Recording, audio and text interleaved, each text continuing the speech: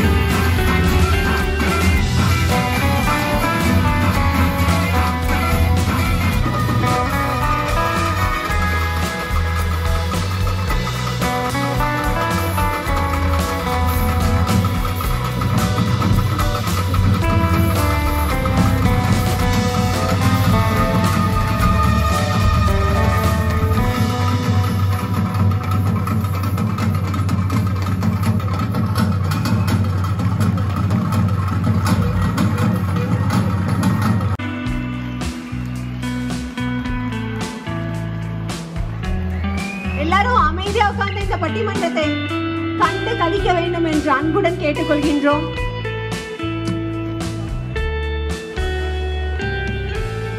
ஒரு humble request, ஃப்ரண்ட்ல kids move பண்ணாம பாத்துக்கோங்க ப்ளீஸ்.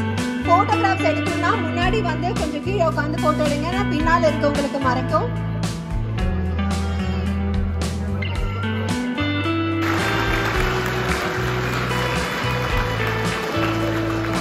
ராஜா சார் அவர்களையும் பாரதி பாஸ்கர் மேடம் அவர்களையும் நம்ம மெட்ரோப்ளெக்ஸ் தமிழ் சங்கம் அவங்களை கௌரவிக்குது.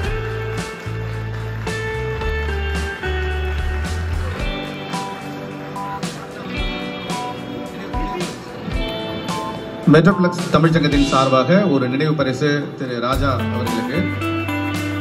பிரிய டாலஸ் நகர்வாழ் தமிழ் மக்களே,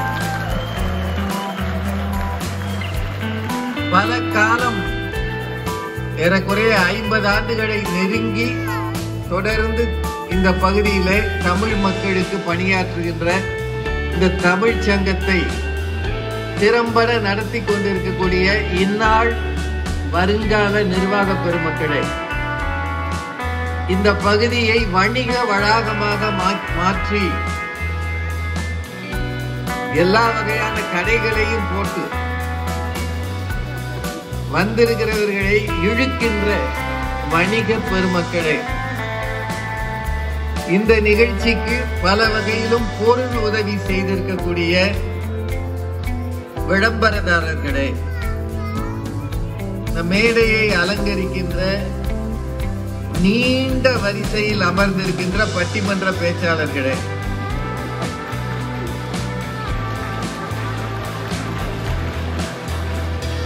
இந்த நிகழ்ச்சிக்கு மதுரை மெஸ்ஸே இருக்காமல, மதுரை தட்டுக்கடை. நாங்க என்ன தட்டுக்கட்டா இருக்கோம்? தட்டுக்கடை ஏதோ இருக்கு. இப்போ நேரம் வந்து ரொம்ப குறைஞ்சிருச்சு. நாங்க 11 மணி நினைச்சிருந்தோம், இப்ப எங்க நேரம் 12:30 ஆயிடுச்சு. நீங்க எவ்வளவு நேரம் தாங்குவீங்கன்னு தெரியல. எல்லாரும் கம்பு கடிகள் வச்சு நிறைய டான்ஸ் வேற ஆடுறாங்க. உங்க வீட்டுல இருக்கிற சின்ன பையனுக்கெல்லாம் ஒரு ஒட்டிக்கோ கட்டிக்கோ வேட்டியை வேற கட்டி விட்டீங்க. அவன் வேட்டிய பாக்குறான், நம்மள பாக்குறான். இப்படி ஒரு ஆள் வந்ததுனால எனக்கு வேட்டி கட்டி விட்டீங்கன்னு நினைக்கிறான். வேஷ்டி கட்டி இந்த சின்ன பயிர்களை வச்சு மேய்க்கிறது ரொம்ப கஷ்டம். அதுல எங்களோட வந்து படம் எடுத்துக்கன்னு உங்க அப்பா அம்மா சொன்னா அவன் நொந்து போறான். என் வாழ்க்கையில இதை விட பெரிய தண்டனையே கிடையாதுன்னு நினைக்கிறான். மிகவும் சிரமப்படுகிற மக்கள், உங்க ஓட்டமும் நடையும் எங்களுக்கு ஆச்சரியமா இருக்கு. எப்ப எந்திரிக்கிறீங்க, எப்ப தூங்குறீங்கன்னு தெரியல. எந்த நேரமும் காலிலேயே இருக்கிறீங்க. காலில் இந்த கால், இந்த கால் இல்ல. இங்க ஆணும் பெண்ணும் வேக வேகமா வண்டி ஓடுறாங்க. ஒரு 4-5 பேர் சொல்றாங்க, பணத்தை பெருக்குவது சவால், காசை சேர்க்கிறது சவால். பழமொழி சொல்லியிருக்காங்க. இந்த பழமொழியோட பொருள் என்னன்னா, அலைக்கடையும் தாண்டி போய் பொருட்களை சம்பாதி, பணத்தை சம்பாதி அப்படின்றது. இதுக்கு எடுத்துக்காட்டாக நம்ம எல்லாரும் இங்க இருக்கோம். அலைக்கடையும் தாண்டி தானே வந்திருக்கோம். பல கடல் தாண்டி இருக்கோம். ஆனா அந்த காலத்துல பணத்தை சம்பாதிக்கிறது தான் ஒரு பெரிய சவாலா இருந்தது. இந்த காலத்துல அந்த சம்பாதிச்ச பணத்தை சேமிக்கிறதே ஒரு பெரிய சவாலா தானே இருக்கு. கடைசியா ஒன்று சொல்றேன். கொஞ்ச நாளுக்கு முன்னாடி நான் வந்து ஒரு பேட்டி பார்த்தேன். அந்த பேட்டியில ஒரு பிரபலமான நடிகர் சைக்காலஜி ஆஃப் மணி அப்படின்ற ஒரு புத்தகத்தை பரிந்துரை செய்தாரு. இப்போ நீங்க எல்லாரும் வேலை வேலை வேலை மட்டும் இருக்கீங்க. ஆனா வேலை மட்டுமே வாழ்க்கை கிடையாது. வேலையை விட்டு நீங்க உறவுகளுக்கு நேரம் கொடுத்தீங்கன்னா அந்த உறவுகளையும் நீங்க காப்பாற்ற முடியும். நன்றி. ரிட்டையர்மெண்ட், நம்ம பேரண்ட்ஸோட சப்போர்ட், அப்படி இப்படின்னு கண்ணா பின்னான்னு செலவு மட்டும்தான் நமக்கு கண்ணுக்கு தெரியும். எங்கெங்கயா பணத்தை சம்பாதிக்கிறது சேர்த்துறது, அது மிகப்பெரிய சவால். அதுக்கு இடையில நாங்க 40 ஆனாலும் யூத் தூங்குவோம். ஆனா யூத் செட்டிக்க மாட்டாங்க. எங்களுக்கு வயசாயிடுச்சு, நாங்களும் நம்ப மாட்டோம். அந்த சவால் வேற இருக்கு. அடுத்ததான் நாங்க இங்க இருக்கு. நாங்க நம்புறோம். ஆமாங்கய்யா. எல்லாரும்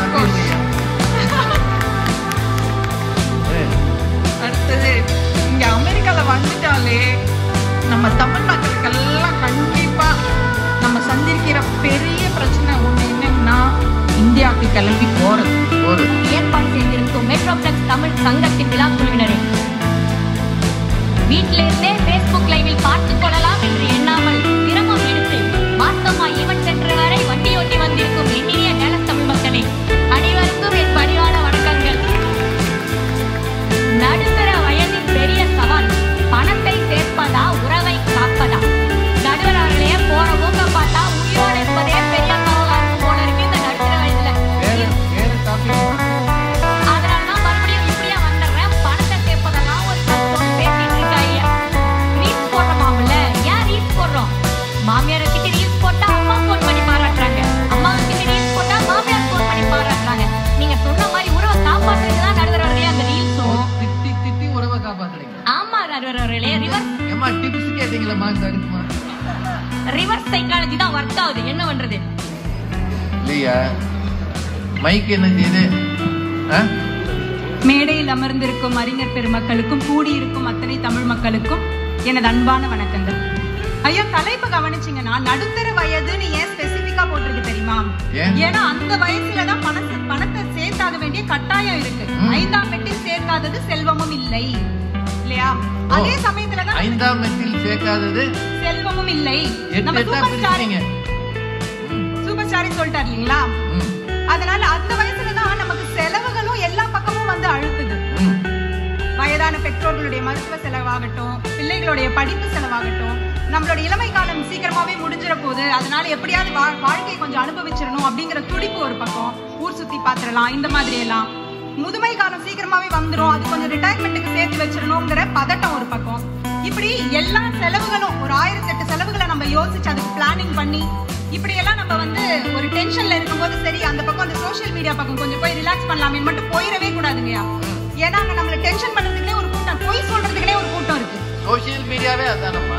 ஆமா, அதுல வந்து என்கிட்ட வந்து அலங்கரித்துக் கொண்டிருக்கும் ராஜா சார் அவர்களுக்கும் பாரதி பாஸ்கர் மேடம் அவர்களுக்கும் சக பேச்சாளருக்கும் என் வணக்கம்.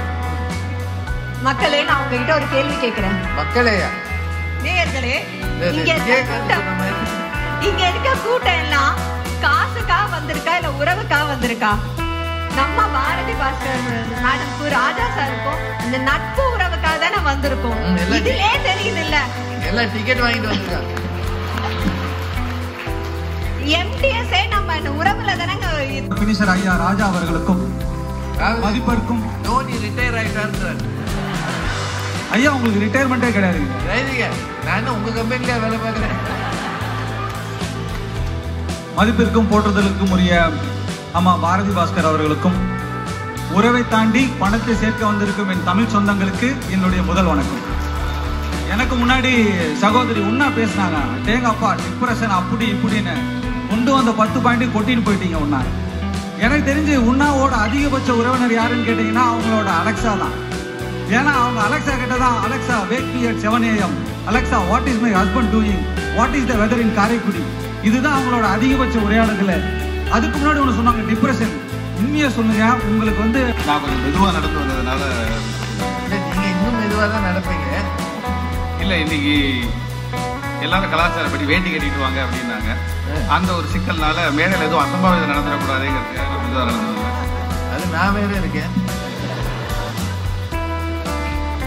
அகமும் முகமும் மலர அமர்ந்திருக்கும் தமிழ் சொந்தங்களே, பட்டிமன்றம் என்றாலே பார்தோறும் புகழ்பெற்றிருக்கும் திரு ராஜா சார் அவர்களே, பாரதி மேடம் அவர்களே, வந்திருக்கும் போனஸை எல்லாம் பத்திரமாக 401(k)யிலும் மற்ற இன்வெஸ்ட்மெண்ட்டிலும் இன்வெஸ்ட்மெண்ட் செய்துவிட்டு பணத்தை பாதுகாப்பது சவாலே என்று பேச வந்திருக்கும் எதிரணி சொந்தங்களே, உறவுதான் முக்கியம் என்று பேச வந்திருக்கும் எண்ணணி சொந்தங்களே, உங்கள் அத்தனை பேருக்கும் இனிய பொங்கல் நல்வாழ்த்துகள். முதலில்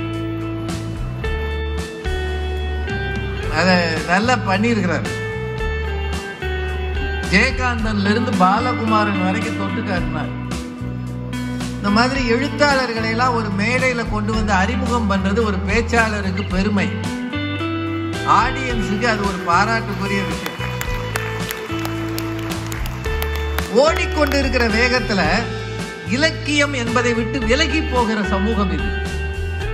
கிண்டல்ல பாக்குறீங்க, புத்தகங்களை கையில் ஏந்துவது என்பது இப்போது ஒரு மகா பெரிய கஷ்டமாக போனது.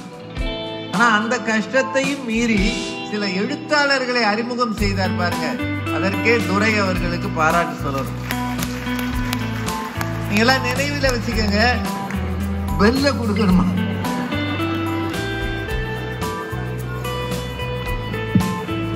பெரும் மதிப்பிற்குரிய இந்த அவையில் வீற்றிருக்கும் சொல்லின் செல்வர் மதிப்பிற்குரிய திரு ராஜா அவர்களுக்கும், நம்ம நடுவருக்கு எப்பவுமே டஃப் கொடுத்து பேசும் எதிரணியில் இருக்கும் மரியாதைக்குரிய சொல்லின் செல்வி திருமதி பாரதி பாஸ்கர் அவர்களுக்கும், தமிழ் சொந்தங்கள் அனைவருக்கும் பணிவான வணக்கங்கள். ஐயா, எங்க அணியில பாத்தீங்கன்னா எல்லாருமே ஆல்ரெடி பாயிண்ட்லாம் புட்டு வச்சுட்டு போயிட்டாங்க. ஏன்னா நடுத்தர வயது அப்படிங்கறதுனால சுலபமா சிங்க் ஆயிட்டோம். ஆனா எனக்கு நடுவர் மேலதான் கொஞ்சம் டவுட்டா இருக்கு. ஏன்னா பாக்குறதுக்கு காலேஜ் பையன் மாதிரி யூத்தா வேற இருக்காரு. 30 வருஷமா ஒரே மாதிரி இருக்காரு.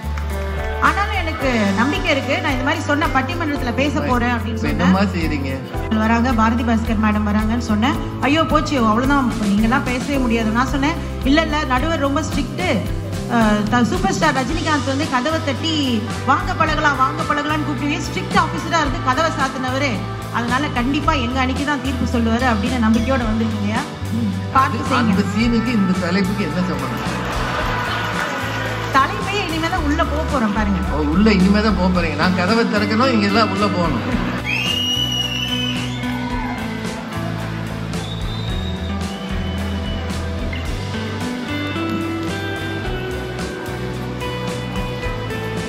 அன்பும் அறிவும் வாய்ந்த நடுவர் அவர்களே, மேடையிலே இருக்கின்ற பேச்சாளர் பெருமக்களே, இவ்வளவு பெரிய அரங்கம் நிறைகின்ற அளவுக்கு இங்கே திரளாக வந்திருக்கின்ற டேலஸ் வாழ் அன்பு தமிழ் சொந்தங்களே,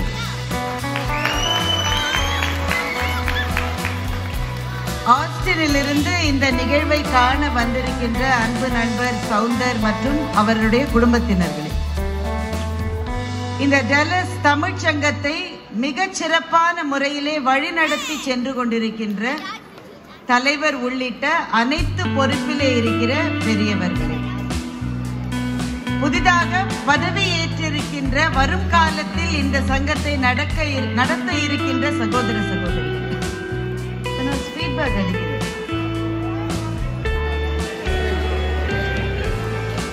நடுவருக்கு கேட்கலையாங்க? இல்லம்மா, நான் ஒண்ணுமே சொல்லலம்மா. நான் அப்ப இருந்து அமைதியா உட்கார்ந்துருக்கேன். அதனால இந்த இடர்பாடுகளுக்கு நடுவேயும் இத்தனை நேரம் இருந்து மதிய உணவு வேளை தாண்டியும் பக்கத்திலே உணவு இருந்தும் கூட எழுந்து போகாத உங்களுடைய பொறுமைக்கும் அன்புக்கும் என்னுடைய முதல் நன்றியையும் வணக்கத்தையும் தெரிவித்துக் கொள்கிறேன். 5 பேருக்கு பதில் சொல்லுவது ரொம்ப கஷ்டம். பேசாம ராஜா சார் எதிரணியில பேசியிருந்தா எனக்கு ரொம்ப ஈஸி.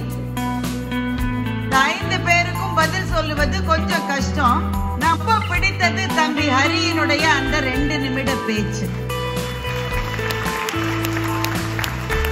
தம்பி ஹரியும் சரி, எங்கள் அணியிலே பேசிய குழந்தை வர்ஷாவும் சரி, உண்மையிலேயே நேற்றைக்கு தான் நாங்கள் சொன்னோம்.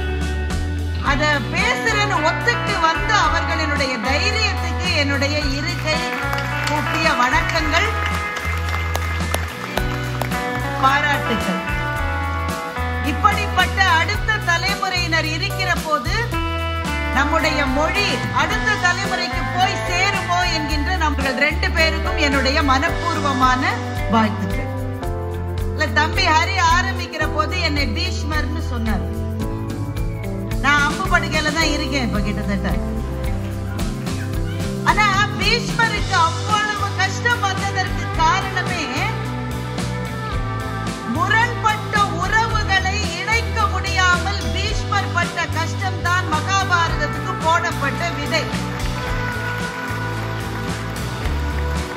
எனவே அந்த காலத்திலிருந்து இந்த காலம் வரை உறவுகளை பேணுவது ஏன் சிக்கல் என்றால், நமக்கு இருக்கிற எல்லா உறவும் ஒரே குரூப்பா இருக்காது. அதுக்குள்ள முரண்பட்டு இருக்கணும். இங்கிட்டு போனா அங்க நம்ம முறைக்கும், அங்கிட்டு போனா இது நம்ம முறைக்கும். இதை சரி கொஞ்சம் இங்க நடிகர் வந்து எப்பவுமே அழகான நடிகர், ரொம்ப பிரபலமானவர். திடீர்னு அவருடைய பேச்சுக்கு அவ்வளவு மவுசு கூடிச்சு தான் காரணம். அந்த படமே உறவுகளோடு திரும்ப போய் இணைந்து கொள்வதில் இருக்கிற சிக்கல்களை சொன்ன படம் தான் அந்த படம். அதுதான் அந்த படத்தினுடைய வெற்றிக்கு காரணம். அந்த வெற்றி வந்த பிறகு அவர் என்ன சொன்னாலும் விற்கும். சைக்காலஜி ஆஃப் மணியில இவர் என்ன இவங்க என்னெல்லாமோ ஷாம்பூல சொன்னாங்க, எனக்கு பேரே தெரியல, அதெல்லாம் சொன்னா கூட வித்திருக்கும்.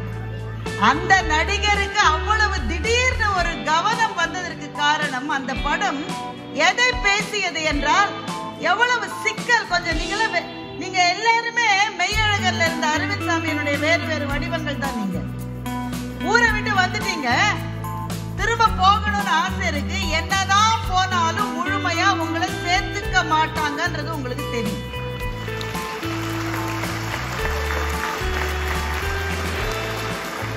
அந்த திரை வந்து இங்கேருந்து வானத்தை பாக்குற போது வானத்தை போய் தொட்டுடலாம் போல இருக்கு. உறவுகள் அப்படித்தான்.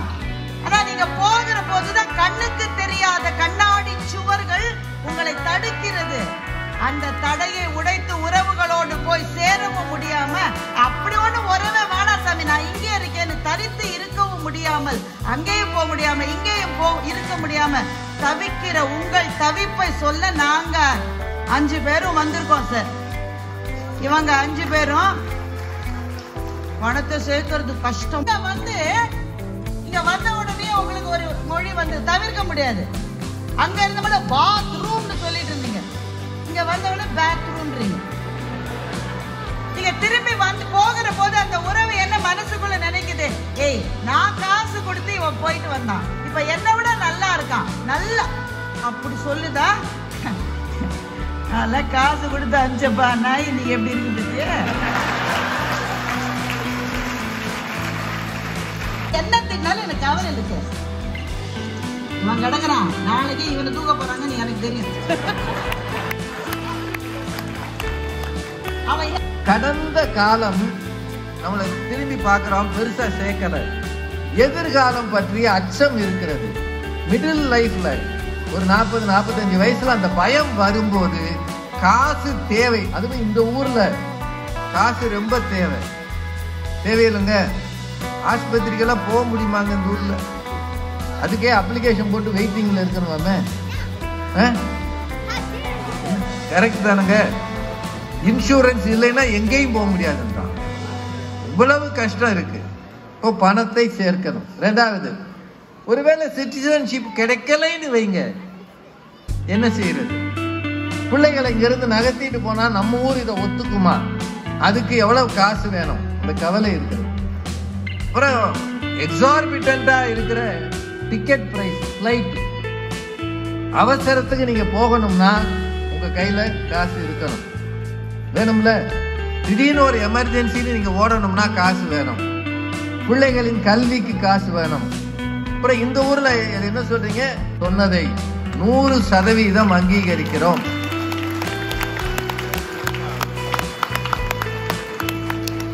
அவங்க தெரியாம ஷாம்புவை பத்தி சொல்லிட்டாங்க. அது ஒரு உதாரணம் தான். ஷாம்பு மட்டும் தானா? எத்தனை தேவைகள் இருக்குங்க. முட்டை கூட இங்க கிடைக்கலன்ற, ஏதோ கிடைக்கலன்றாங்க, ஸ்கேர்ஸா இருக்குன்றாங்க இல்லையா? தெரியலையா? இப்ப கிடைக்குதா? ஓ, கலிபோர்னியால தான் கிடைக்கலையா?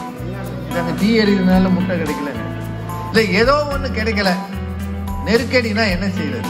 திடீர்னு கோவிட் வந்தது, எவ்வளவு சிரமம் வந்தது. ஓ, யூ நீட் ரிசர்வ்ஸ். இந்தியாவிலேயே இருக்கிறவர்களுக்கே இந்த நெருக்கடினா வந்து போகிற நீங்கள் அந்த குறுகிய காலத்துல எல்லாருக்கும் நல்லவர்களாக இருப்பது என்பது நடுத்தர வயதில் மட்டுமல்ல, எல்லா வயதிலும் உறவுகளை காப்பதும் பாதுகாப்பதும் தான் பெரும் சவால் என்று எனக்கு தோன்றுகிறது. அதுக்காக உறவுகளை வேண்டாம்னு சொல்லிடாதீங்க. உங்கள்கிட்ட வேண்டுகோளா வைக்கிறேன், 1000 குறைகள் இருந்தாலும் நீங்கள் இருக்கிற உயரத்தில் இருந்து கொண்டு நிறைய விஷயத்தை பார்த்துட்டீங்க. உங்க வாழ்க்கை தரம் வேற, நீங்கள் அனுபவிக்கிற சந்தோஷங்கள் வேற, நீங்கள் சாப்பிடுகிற உணவில் இருக்கிற சுத்தம் சுகாதாரம் வேற.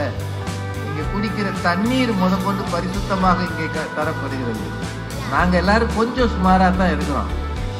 அதுக்குள்ள உறவினரின் குறைகளை பெரிதுபடுத்தாதீர்கள். எப்படி இருந்தாலும் நம்ம ஊர்ல ஒரு பழமொழி உண்டு, மலைக்கு போனாலும் மச்சா மாமன் தயவு வேணும்னு ஊர்ல பழமொழி உண்டு. அதனாலதான் ஐயப்பன் கோயிலுக்கு மாலை போடுறவனுக்கு மச்சா ஒரு செயின் போடுவான். முதல் தடவை தான், வருஷம் போட மாட்டான். மலையேறி போனாலும் மச்சா மாமன் தயவு வேணும். உறவுகளை தள்ளிடாதீங்க. தங்க கடிகாரம் வைர மணியாரம் தந்து மனம் பேசுவார், மாமன் தங்கை மகளான மங்கை உனக்காக உலகை விதை பேசுவாங்க. தாய் மாமன் உறவை கண்ணதாசன் சொல்லியிருப்பார். என்ன வரியா! நதியில் விளையாடி கொடியில் தலை சீவி நடந்த இளந்தென்றலே வளர் பொதிகை மலை தோன்றி மதுரை நகர் கண்டு பொலிந்த தமிழ் மன்றமேனு எழுத ஒரு கவிஞன் பிறக்கணும்னா அவன் கண்ணதாசனாக மட்டும்தான் இருக்க முடியும். எல்லா இடங்களிலும் உறவுகளை பெருமை பேசியவர் கண்ணதாசன். உறவுகளை மட்டும் விட்டுறாதீங்க. இந்த குறைகளை விமானம் ஏறும்போது தவிர்த்து விட்டு வந்துவிடுங்கள். கொடுக்க முடிஞ்சதை கொடுங்க. உங்க உறவுகளுக்குள்ள யாராவது கஷ்டப்பட்டானா அவனை படிக்க வைங்க. மருத்துவ செலவு வேணும்னா முடிஞ்சா கொடுங்க. நீங்க கொடுக்குற $1 $10 அவனுக்கு பெரும் தொகையாக இருக்கும். காசை நல்லா சேருங்க. இந்தியாவுக்கு வரும்போது கோவில்களை பாருங்க, பரிகாரம் எல்லாம் பண்ணுங்க. டெஸ்டினேஷன் மாதிரி எங்கெங்க